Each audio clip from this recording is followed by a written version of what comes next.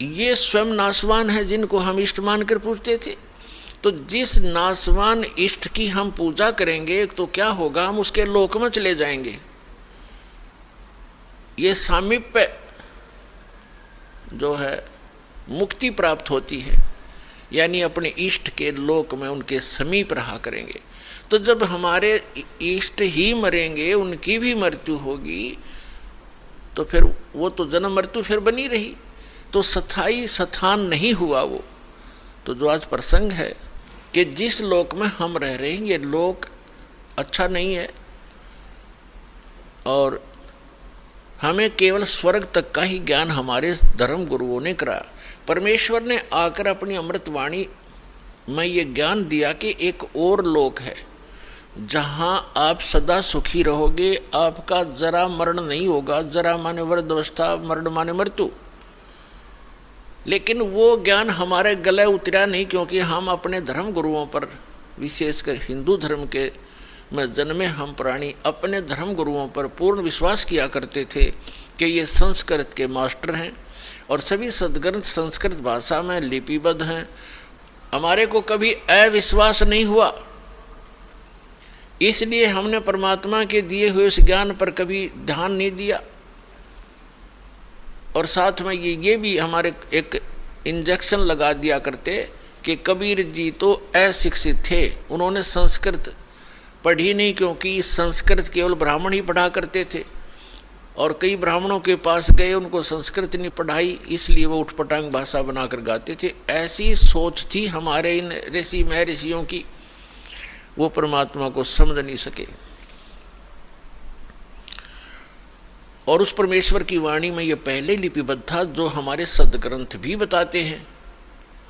क्योंकि परमात्मा ने जो ज्ञान दिया वो अपने द्वारा रची हुई सृष्टि का और सारा विधान स्वयं बनाया हुआ था, वो अपनी सिंपल लैंग्वेज में बोल दिया। अब जो प्रसंग चल रहा है कि उस परमात्मा ने भी बताया था कि एक सतलोक है जहाँ जाने के बाद, जहाँ जन्म मृत्यु नहीं होती, जहाँ वृद्धावस्था नहीं है, वहाँ किसी चीज़ का अभाव नहीं है, वहाँ सब सदाबहार वृक्ष हैं, सदाबहार सब मेवा हैं और दूधों की नदियाँ बहती हैं। वहाँ पर अमृत के सरोवर भरे हुए हैं, मीठे जल के समुद्र भरे हुए, हीरे पन्ने ज्वारातों के वहाँ पहाड़ हैं, जो यहाँ पर मिट्टी और पत्थर के पहाड़ हैं, झरने बहते हैं, वहाँ वर्षा होती है, बगैर बादल के फुहार चल पड़ती है, सुंदर शरीर है आपका, कभी वृद्धावस्था नहीं होती, मृत्यु नहीं होती, वहाँ आपका परिवार होगा। जैसे धीरे धीरे यहाँ एक, पहले हम अकेले थे, विवाह हुआ जब 2 हो गए, बच्चे हुए जब 5-4 और हो गए, और फिर धीरे धीरे पोते पर पोते हो गए, तो हमारा कितना अच्छा परिवार, और कैसा दिल लग रहा है। और 1 मिनट में ना जाने पोता मर जा, पोती मर जा, बेटा मर जा, बेटी मर जा, स्वयं की टिकट कट जा, तो खा का ये स्थान, तो वो स्थान है जहाँ पर हम कभी मरेंगे नहीं। हमारा परिवार होगा, सारी सुविधाएं होंगी, मनोमयी विमान होंगे आपके। यहाँ तो एक साइकिल नहीं जुड़ता सारा दिन, और वहाँ पर ऐसा सुविधा है कि आप चाहोगे आपके सामने विमान खड़ा होगा, और जहाँ जाओगे बैठ के परिवार, कहीं बहुत बड़े बड़े पार्क हैं, बड़े सुंदर स्थान हैं। तो वो स्थान है जो भगवान ने स्वयं आकर बताया, और इसी का परम समर्थन हमारे सदग्रंथों ने दिया। जैसे गीता ज्ञानदाता ये सरपुरुष है। श्रीमद् भगवत गीता अध्याय नंबर 15 के श्लोक नंबर 16 और 17 में 3 पुरुष हैं। पुरुष माने प्रभु, स्वामी, मालिक, ब्रह्म कहो, पुरुष कहो, भगवान कहो, राम कहो, साहेब कहो। ये 3 पुरुष बताए, एक सरपुरुष, एक अक्षर पुरुष। और 15वें अध्याय के, गीता के 15वें अध्याय के 17वें श्लोक में सरपुरुष और अक्षर पुरुष से कोई और बताया जो श्रेष्ठ भगवान है, पुरुषोत्तम है, उत्तम पुरुष है तू अन्य परमात्मा इति उदाहरते। जिसको परमात्मा कहा जाता है वास्तव में वो पुरुष तो इन दोनों से, सरपुरुष और अक्षर पुरुष से कोई अन्य है, और वही तीनों लोकों में प्रवेश करके सबका धारण पोषण करता है। ये 3 पुरुष हैं, 3 प्रभु हैं। सरपुरुष इसको ब्रह्म बोलते हैं, हमारे ऋषि मुनि इसको ब्रह्म कहा करते हैं, और संतों ने इसको सरपुरुष, सरब्रह्म, ज्योत निरंजन, ज्योत निरंजन, काल की संज्ञा दी है परमेश्वर कबीर जी ने, और उन्हीं से परिचित महापुरुषों ने भी यही उनको बताया। तो दूसरा अक्षर पुरुष है, इसको दूसरे शब्दों में परब्रह्म भी कहते हैं, अक्षर ब्रह्म भी कहते हैं।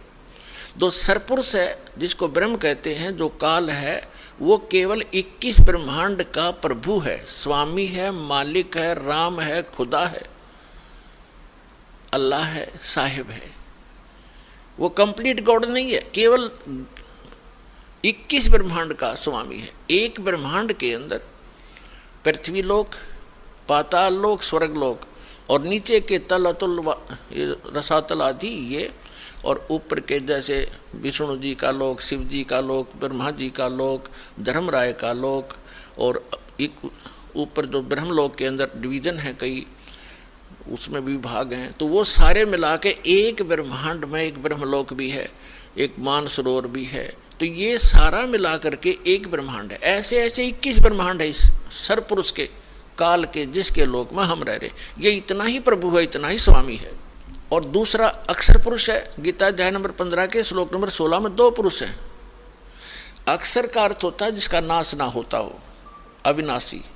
लेकिन ये अविनाशी लगता है, लेकिन अविनाशी नहीं है।